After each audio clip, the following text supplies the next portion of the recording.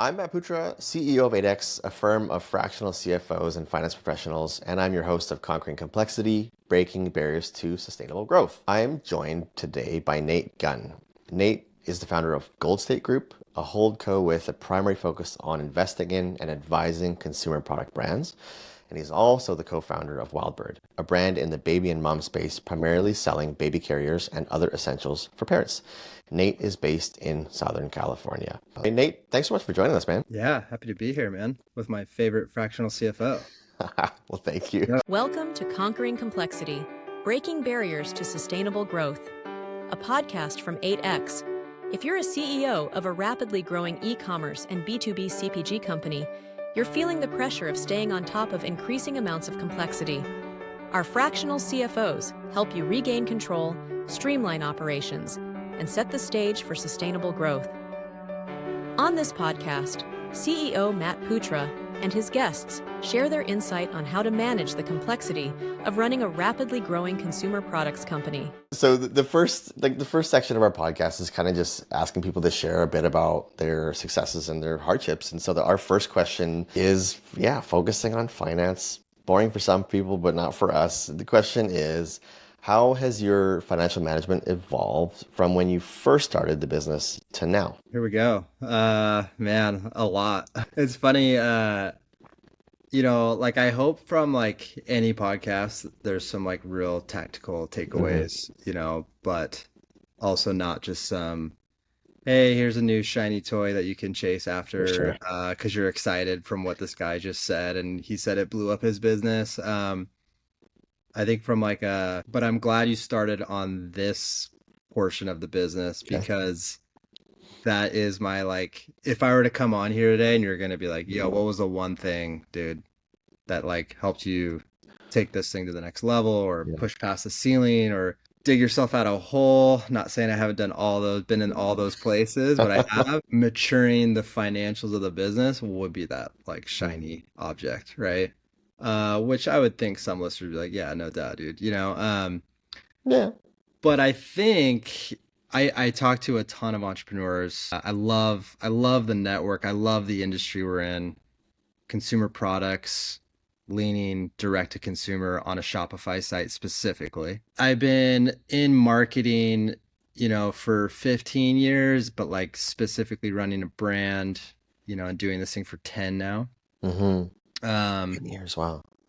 Yeah, so it's been a minute, and I've talked to so many entrepreneurs over the years, but you realize how many of us are just winging it, We have no proficiency, no background in finance. Even me, I have a degree in finance. I think I learned more how to negotiate with my professors on giving me a passing grade rather than learning how how finance actually works. But obviously, in a collegiate sense, finance isn't super applicable either to a real day-to-day business. I can't even think of any time where I actually got into a real P&L for a business that was under 9 figures, right?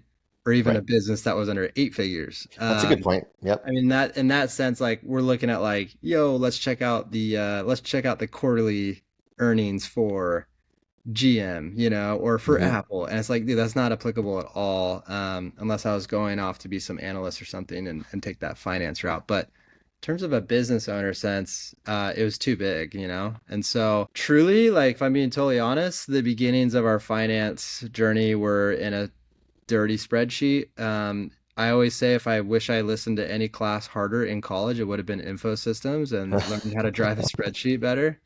And to be honest, our first hire was someone that really knew how to drive a spreadsheet. Oh, cool. So she was our first employee. She's still with us till this day. Amazing. Super, super helpful. But even still, it wasn't until we elevated our bookkeeping, financial services, consultants, whoever, fractional CFO, Matt Putra here, the master. I would say it was at that point where it feel like we got really control of the business and I was driving it and it wasn't driving me, if that makes sense. Yep. And honestly, dude, that did not happen until probably the last 3 years. So it was very much just in the last few. So what's one thing that when you said it went from driving you to you driving it, what is one thing that you started doing that felt like you were now driving the business?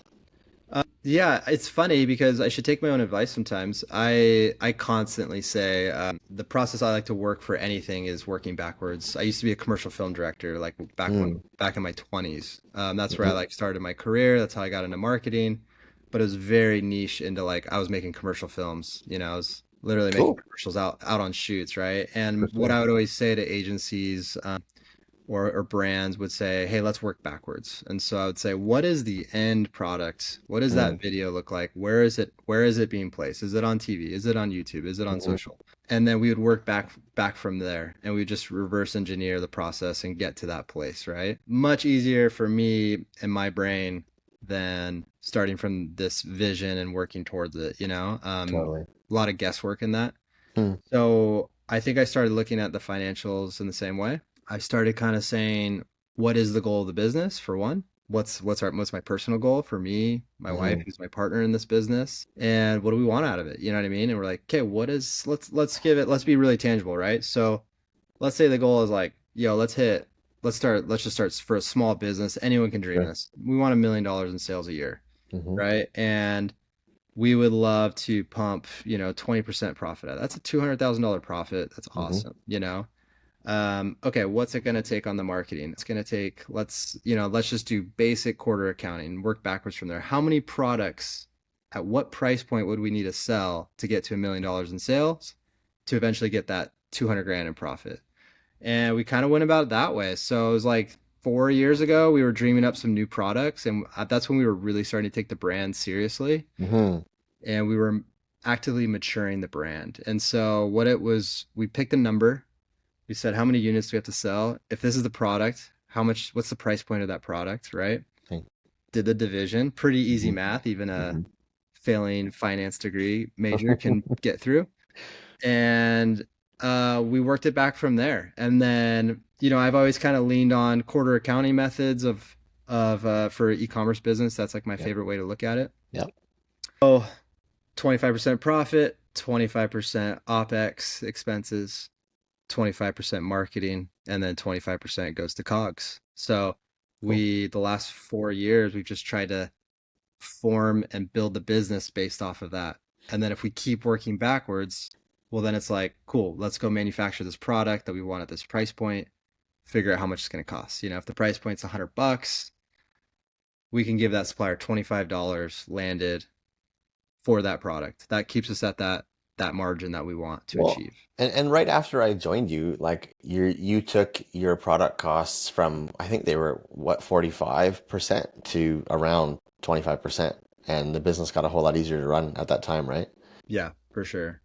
Like Hmm. margins, we were manufacturing in the States. Margins were Yeah. tight. We were Yeah. always able to live with that because we had a pretty lean team. Like our Hmm. OpEx was pretty lean at that time. It was a little on the thicker side for where the revenue was, Hmm. because we're going through a tricky time. But yeah, we kind of just leaned into that and tried to force anything we could Cool. into those four categories. Well, I Amazing. should say three categories. And then if you succeed at that, what's left over is the fourth category, which is the fun Yeah. category. Well, another challenge that a lot of these CPG companies and products and D2C companies have is that the systems that work so well in the beginning are not handling the growth now, and they're actually generating so much more data than you would have had before. What did you do to handle like growing amounts of information and making it useful? Yeah, I mean, it started ultimately with, again, if I would work backwards, it starts with the expenses themselves and Mm, categorizing them properly, right? hmm. I can't tell you how many businesses I've talked to, and when they allow me to dive into their P&L, are quite shocking in simplicity for either where, not like your every, like that's how we started. That's how Hmm. everyone Of starts, course, I of think, in course. some way. But, you're talking businesses that are 10, 15 years old and done tens of millions of dollars in sales, and Hmm. there's maybe 20 line items on their Hmm. P&L statement, and Yeah. you're like, yo, this is way too general. How can you drive this thing if you don't even know? There's no signage here. There's no speed limits. There's nothing to identify. So it started with Yeah. the books. Definitely went through several bookkeepers until we landed on where we're at now. Yeah. Yeah. But to be honest, is we're paying a lot of money for bookkeeping, man. Like a lot. Interesting.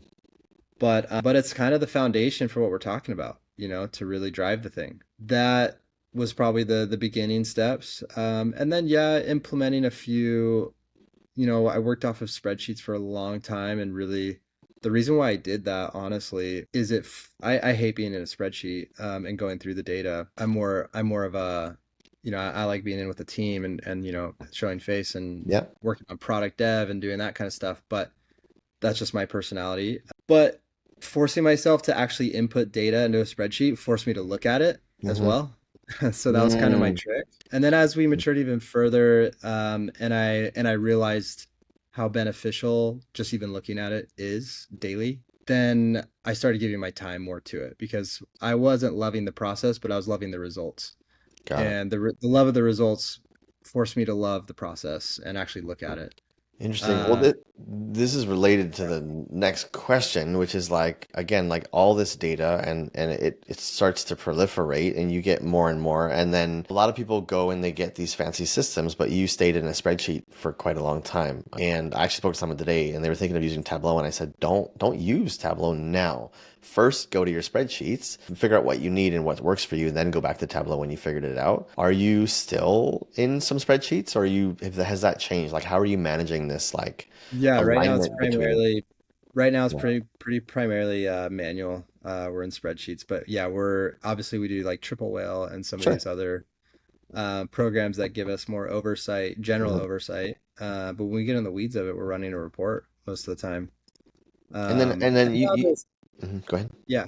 Well, I was gonna say there's other more niche softwares too that we're using now. Like we're now running through a setup with Linworks, which is more of a system to kind of analyze inventory and sell through rates and things like that, which is going to Hmm. be a huge help. So that's definitely been an integration that's going to Cool. really help, but it's taken a lot of time. Mm. Like, were we ready for like a NetSuite? No. We didn't really care to invest in it or go that route. But yeah, so we have more like niche SaaS for, whether it's data and Got it. influencer marketing programs, social media, our financials with our spend, with our ad agency, things like that. So instead of having this, we don't really have this one central hub yet. It's Hmm. more niched out per item that we're working with, or per I like channel. that. Yeah, I Yeah. like that. I like that because I work with, like I say, I work with some fairly large companies. Like one is nine figures, and they Mhm. have a fairly, I mean, they use Tableau and they have data from all kinds of sources. And sometimes I see people struggle not just to make decisions, but also like when they're thinking of, is this data correct? It's really, really hard to audit, but it's not if you do it your way, which is Yeah. having niche data systems and then still chopping it up manually. Like you know what's going on. So I really like that. Yeah. Yeah, I agree. Now I want to ask about cash flow. How's your approach to managing cash flow changed over time? And maybe like I could ask like what would you, if you could talk to yourself 8 years ago, what would you tell yourself about managing cash flow back then, given what you know now? Well, it's funny because I have that conversation, I feel like, a lot Okay. with with business owners. I was speaking with a couple brands over the last couple years that we looked at acquiring. And even though those some of those deals didn't work out and move Hmm. through, and these were relatively small Hmm. brands, but ultimately the advice that came out of that process, Hmm. and I would say ultimately why the deal didn't actually move forward the way maybe it could have or should have, was first a lack of good financials to start. But the recommendation that came out of that was a fractional CFO or See. of some sort, right? Yeah. Um, an adult in the room that can really help monitor your cash flow scenario specifically. If we're talking Mm. about like why a fractional CFO, not necessarily, yeah, there's a million services within that title, but I Hmm. would say the ultimate need for any product-based company, whether you're growing, whether you're shrinking, I think the only scenario where maybe you could live without it is like if you're just flatline and profitable. Yes. Right? Yep. Yep. I agree. I mean, like, raise your hand if you're there, because like, great for you. But it's like most of us either aren't there or don't want to be there. And so, you're growing, you're investing your capital into new product, and you're growing order over order over order. And Yeah. even if you're pushing a 75% margin, if you're like really hitting that 25% COGS of your Hmm. expense, Hmm. you're gonna have cash flow problems inevitably, or you have them right now. And so first thing I would say is like, you know, keep at it emotionally Mm. because it's very emotionally draining. Mm. But a that recommendation of a fractional CFO to analyze and project out your cash flow gives absolutely like so much life back into, a business owner in a positive, absolutely insanely positive way. Mm. Because now you're not running with your, you're not running around just hoping that you're gonna make it through the end of the month. You have a true 60, 90, maybe 120-day outlook where, hey, we're good this month and next, but yeah, it's gonna be tight, come December. Yeah. Yeah. Yeah. And Especially if cool. you're buying inventory 4 months before you can sell it, right? Yeah, I say that month, for example, like there's that season, especially if you have seasonality, it's even worse, and Yeah. so, or if you're a big Black Friday November brand, but that will give you so much comfort and just time to arrange financing, right? Or to arrange, maybe readjust, maybe you're a little heavy spending, whatever it may be. But yeah, that gives you a lot of time. That gives your ad agency a lot of time if you do need to adjust spend, whatever. But having time, I mean, is an obvious win when it comes to cash flow. But yeah, I think for us, we juggled it for a long time, and we just juggled financing for a long time. It's like, hey, the bank account looks small, like we're crushing it, but Yeah. why Yeah. is Yeah. Yeah. there no Yeah. cash, you know? Yeah. Yeah. And then you kind of look at some of your inventory data, right? And you're like, oh yeah, all of our money is sitting at our 3PL, and who knows where. And so you're able to justify like, no, like there's cash here, our inventory is moving, and our inventory is moving at a speed that works. Nothing's like over a year plus from what we're Mm-hmm. like Mm-hmm. sell through, Mm-hmm. but we are out of money and we've got things that we got to pay for tomorrow, we've got Mm-hmm. suppliers we got to pay. Um, and so yeah, having that outlook just gives you time, gives your supplier time maybe, and that gives you a lot of leverage and negotiating power as well. You can go to your supplier, Yeah. push terms, push whatever, be like, yo, we're good, we're crushing it, but yeah, we're tight right now because we're giving you all You of our know, money. almost everybody that I talk to about negotiations, I talk about you and I don't bring up your name or your company usually, but I'm like, by the way, I know someone who got 60-day terms from a supplier in Asia and they held safety stock and all these things. It's like you're like the gold standard for supplier negotiations and all these people I talk to, just so you know. Well, you want to know how I learned that lesson? How? I was in Belgium meeting with one of our suppliers. We do a lot of linen, like high-end linen products. Out there meeting with them, insane, insane factory. We went from the seed at the farmer's farm down to where they weave the fabric. Super cool experience. But we were That's driving all over Europe. Like, anyways, we were driving from Belgium through France, looking at these farms. And our supplier looks over at me. We were kind of just like, we were in the car for hours, so we were just kind of sure. silent and hanging out. And he's like, Yeah. hey, Nate, in his broken English, he's like, I just wanted to thank you. And I was like, oh yeah, Terry, for sure, man. He's like, no, no, like for real, thank you for like being a great client. And I was like, what makes us like such a great client? Like, do Mm. you say that to everybody? He's like, I really don't. Like, well, yeah, well, give me your reasoning. I want to know. And he's like, well, there's a lot of things that he's like, but ultimately, like, just thank you for paying on time. Wow. Okay. And I was like, interested. Hmm. That said, one, grateful for his thank you is awesome. But two, I realized right then in that car that we needed better terms. I never knew And that story. and I was like, well, I'm stoked that I'm able to pay this guy on time, but that also means that he's giving free financing in some way or form, Sure. whether it's a late payment and Sure. allowing it or whatever, to the rest of his clientele. And so, yeah, it was probably a couple months later where I was like, hey, can you push us like a 30-day net? And he was an immediate Amazing. yes, obviously, Yeah. because he knew I'd pay on 30 days. Sure. And then that moved over to 60 days. And then eventually it became, net 60 after shipment. And it's just like, okay. Fantastic. But it was a good learning lesson to realize like, no, these guys are running. I allow those terms for certain contractors or Of whatever, course. whoever we're working with. Target doesn't pay us for 60 days, dude. So yeah, really good lesson in cash flow, realizing that your supplier is your best bank. 100%. And that's 0% financing right there. So 100%. I love it. if you're not getting it, and you're listening to this, just realize like, you know, I'm a pretty non-confrontational guy. Like I don't like those conversations. I've got better out of those conversations, but dude, that's just one you got to have. Um, Yeah. so if you're hesitating, just get in there and get it done. Especially if you've made more than 6 payments over several months, like you should get that Yeah, done. and but the thing, like, you not only though did you learn how the conversations, but you did all the other stuff. Like you went out there and visited people, and not just in Europe, but in Asia too, right? And For you sure. also paid them when you said you'd pay them a whole bunch of times prior to these conversations. So like, I just Yeah. want people to know that Nate's correct. Like, but he like also he's an example of like supplier relations generally. Like that all went really, really well, and then you got a bunch of other great stuff from them, right? Yeah, and in a world of like let's call it the post-COVID world, whatever. Sure. It's so digital and all that, but and I'm definitely a believer in that our company's been remote for 10 years. Like Mm, we've always been remote, and so I'm not one for like big company culture and all the hmm old school mentality stuff. There's no bullpen in our office, like where everyone's like around and just water cooler chats. I don't care for it. But what I do have realized is the supplier world, the manufacturing world is still very Hmm. archaic in that way. They still very much value relationships.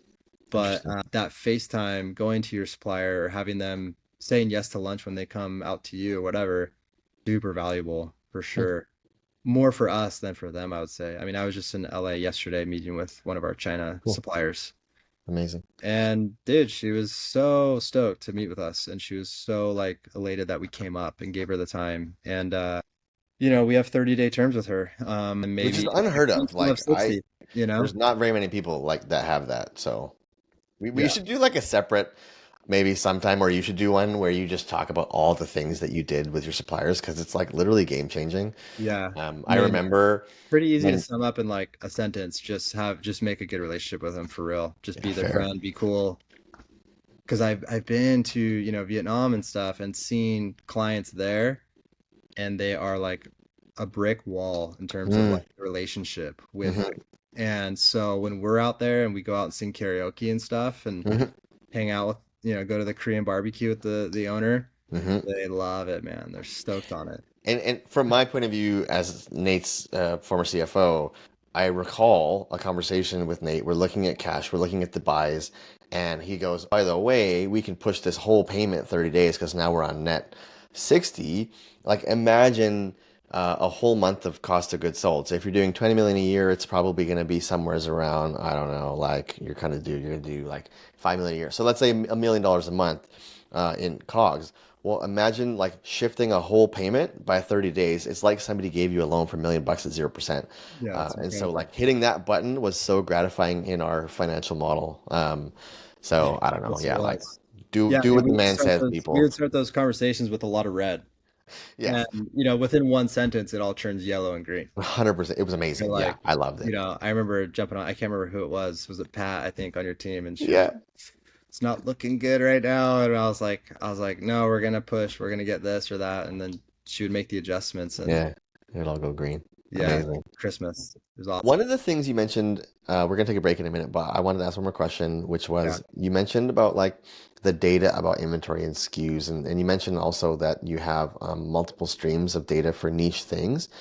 When Mhm. you look at these sources and you have a financial model and you have Shopify and you have Meta, all these things, the data expands a lot. How do you continue to get insight on these things? And real quick for the people listening, one of the clients of all the clients I've worked with, Nate and his wife have had the most successful product launches I've ever seen in my life, financially as well as otherwise, and consistently, and not just one. Like I think three in the time that I worked for you, they fucking like absolutely crushed. And so, how do you take all this data and make like knowledge from it? Kind of have a lame answer for you. I Okay, would anything. say it's like a pretty holistic answer. And that's in a lot of ways like we run the brand. For me, I always say there's a story and a spreadsheet. So with every spreadsheet, there's a story with it, and with every Mhm, story, there's a spreadsheet that needs to go with it to mhm, back it up. One can't live without the other. And the reason why I say that is like I just think about like inventory projections, right? Extremely difficult to do. You're looking at historical data. The historical data is telling you one thing, and I actually passed that off to an employee one time, and she way overinflated the inventory purchase and we bought way too much. And then I came up with like a new process and I was like, how can I explain to her how I've done this for years, and how can we really, and what it ended up turning out to be was this approach of, yo, here, I look at the historical data, the sales, whatever. And then what I do on top of that is within that timeline, I'm throwing in these storylines or this is the holistic part, right? Where I'm throwing in like, yo, there's an anomaly here because so and so influencer posted about us and we got 50 grand in sales that day. It's crazy, or whatever. Or hey, this day was a sale we did, but that was outside of our normal schedule. We pumped it out because we wanted to hit a goal that month, or we had some extra inventory, so we wanted to just juice it into a sale. Those anomalies with the data, the story with the data ended up pumping us out a much more accurate forecast. And we've been forecasting, within a 5 to 10% accuracy for years now. I mean, it's incredible. So, but to better answer your question, I think the lame answer would be it's more of like a managerial answer than it is like a data or tooling answer. And what I mean by that is we give our teams tons of ownership over their channels in their area. So they're the ones analyzing the data. It's really on my weeklies or my catch-ups with them where they either spit out a more condensed set of information that I look at or I talk through with them. But when it comes to the hard and fast detailed data, it's usually on that team member.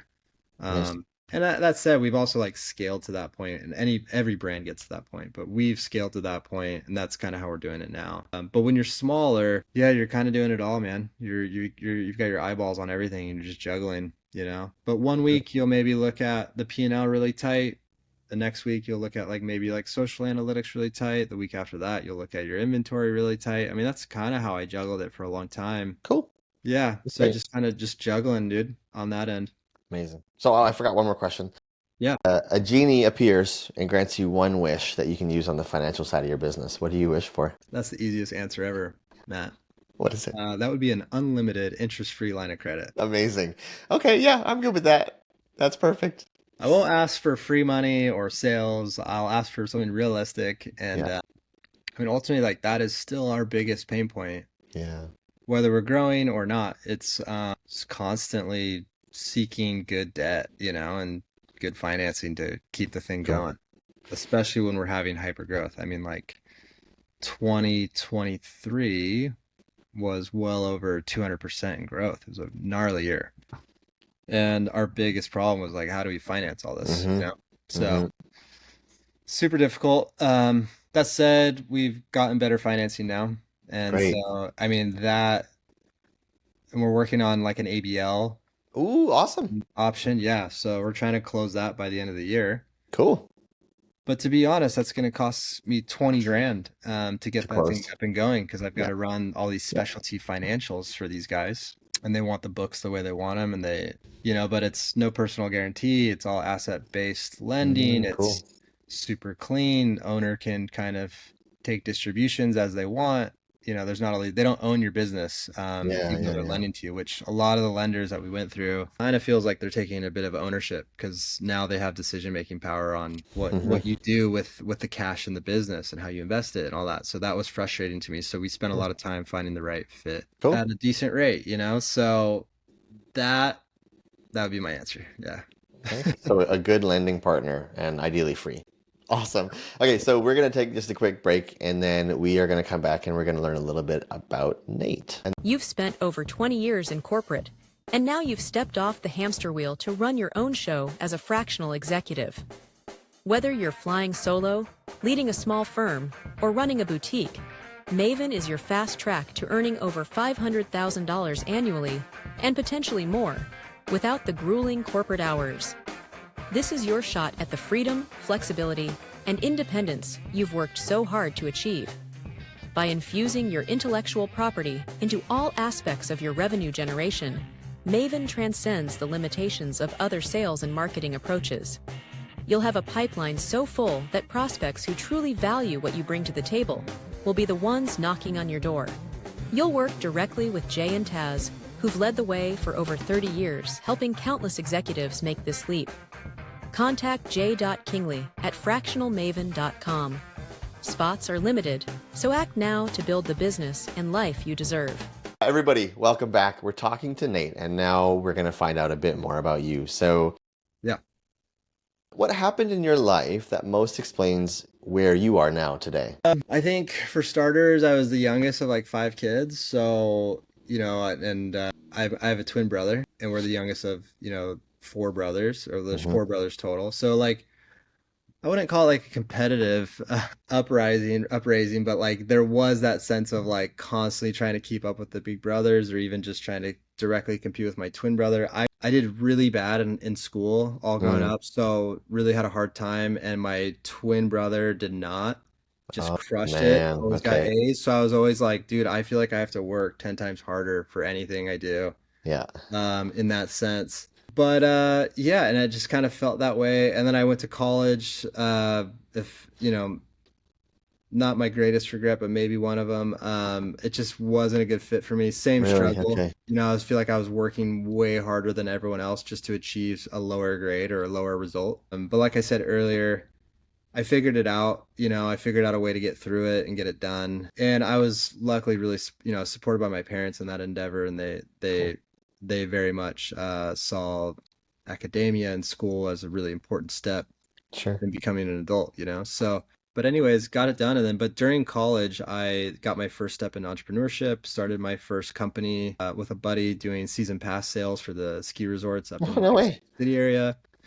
Yeah, so that was like my first toe step into the water there. And I had always done video production. I was recently married and needed some money. And a buddy of mine was like, hey, can you help me edit this documentary for this hmm little brand? hmm And that small little brand ended up becoming what is now Rogue Fitness, uh, What? one of the largest fitness companies in the world. Yeah, it's pretty crazy. So Insane.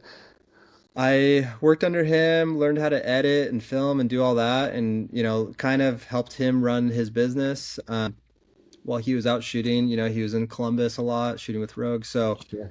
those were like first kind of like those first baby steps into Cool. work life and entrepreneurship. And even though that business wasn't mine, I treated it as if it was mine. Amazing. And yeah, that was like first time hiring a team and managing people and doing all that. So, Hmm. but from there, I was definitely ready to like kind of do my own thing. My wife was a nurse at the time, and right before having a kid, just kind of being dumb and naive, we both decided to quit our jobs and go on a trip to like Europe and buy a house all at the same time and start Sure. 2 businesses. So we started WildBird, and I started my production company independently, and I Yeah. was independently directing commercials. So yeah, that was kind of the first steps. And then that evolved just into learning more about brands starting to ask me to consult, help them with their marketing campaigns, writing marketing campaigns, just kind of evolved. Yeah, just working hard, man, and over serving people at the end of the day. I mean, completely over serving people, Yeah. giving them way more than what they're paying me for. And then Taylor and I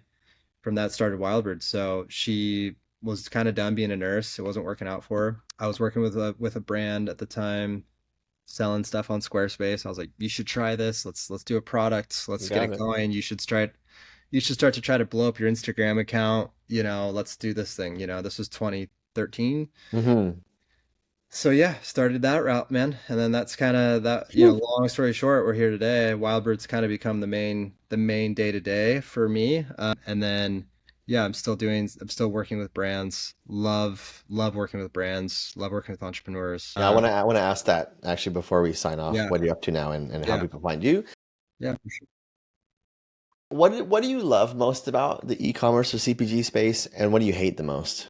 Oh, dude, easy answer on what I love. I came from a couple different industries, ad agency world, then I was in like the direct commercial filmmaking world. hmm And what I realized was just so competitive. In terms of like the network, people within it, a lot of ego, a lot of competition. And I what I see. realized as I got deeper into working with consumer product brands, I can go talk to some dude that makes, sports equipment, sports apparel, let's say, and we can directly relate on hmm our issues and the things that we're doing and the problems we're having or the successes we're having.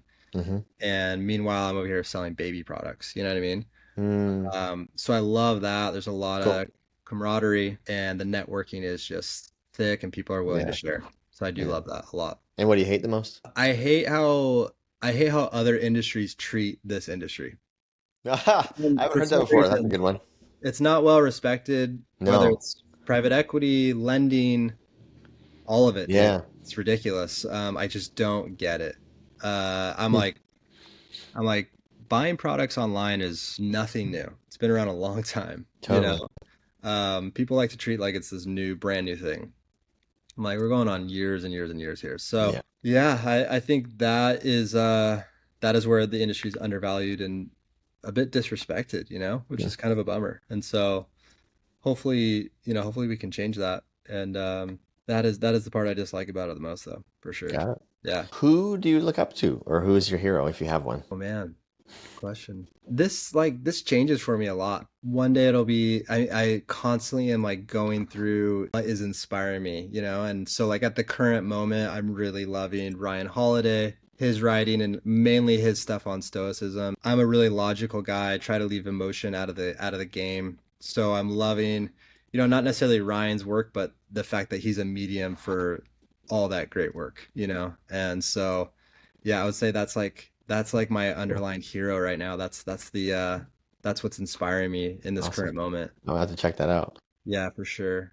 I think my greater hero though, like if we're talking big life Yeah. picture, Yeah. I'm a big believer just in like I think having some external, no matter what you believe in or how you believe the world works or functions, having some greater thing that you look up to Yeah. in itself Yeah. and your hero could be whatever is huge for people. And I Cool. think it gives people true joy, honestly. That makes sense. Without it, I think people get a little lost. So whether that's faith, whether that's being super 100%. into your crystal collection, whatever it may be, Yeah. man. Yeah. Yeah. Yeah. Doing something is so critical to happiness and joy. And I am seeing this thought emerge from more and more sort of call it like these doctor influencer types like Peter Attia and those guys like spiritual health is becoming one of the pillars of their successful living. So yeah, I'm totally with you on that. Yeah, In whatever form it works for people, right? yeah, that's it, man. Love that. So okay, this is the last question. What are you up to now and how do people get in contact with you? So right now I'm running the day-to-day of WildBird. I'm basically acting as CEO. Sure. It's a growing brand. It needs almost all of me at this point. Mm. And then we're kind of working towards the next stage of WildBird and just keeping that going. Like I said, we've had like crazy growth the last couple years with Hmm. some new products that we've released. And so we're gonna have another big growth year next year, almost 2xing the business. So it's Amazing. happening, yeah. So that's got all of my attention at the Okay. moment. Got it. But that said, I keep an open line to a solid network of a lot of brand owners. We started our brand in Salt Lake City. A ton of awesome brands came out of there around the Hmm. 2012 Yeah. 14 range. So we have a good network that we help out with a lot. And then I did do a lot of consulting and was looking at acquiring brands there for a minute. Yeah. Just put that on pause as I Okay. focus on this next stage of WildBird. Hmm. But that's what I'm hoping in probably in the next year, about a Cool. Okay. year and a half from now. Yeah, getting more into that, back into that. I think something I think the industry really needs, anything in entrepreneurship is just more of a clear focus on the end result. Like I said in the beginning, working backwards in the biggest picture possible. Mm. So really realizing, and what's the timeline and what do I want? Like what do I actually want out of this? Because I think most entrepreneurs are just head down, Okay. we're grinding it out, we're getting it done, we're trying to get results, we're trying to hit the monthly forecast, the quarterly, the yearly, without actually realizing, whoa, like what am I actually working towards? So yeah, the goal in the end is to help entrepreneurs with that conversation Okay. piece, which is something I've been trying to do for myself for a long time and feel like I've kind of figured out a solid formula on how to do that. But yeah, I mean, Amazing. monetarily, like, dude, what do you want and when do you want it? Do you want to be Amazing. financially free at 40? Okay, like let's work backwards from there. How do you For get sure. there? What's it going to take to get there? So that's a conversation I love having with entrepreneurs, whether it's service, SaaS, like e-commerce, whatever. Amazing. Okay. Yeah. Well, we'll put any contact info in the show notes, and people can reach out. And if when you launch the next thing, we'll be watching. Yeah, let's talk. So Nate, that's it. Thank you so much for being our very first guests on this podcast, Conquering Complexity. And for the people listening, be sure to subscribe to both the podcasts on all the major platforms and on YouTube for our videos. I'm Matt. I'm the host of Conquering Complexity, and I'm the founder of 8X. Remember, growth isn't just about scaling up. It's about simplifying as you do that. Be simple, conquer complexity, and get success.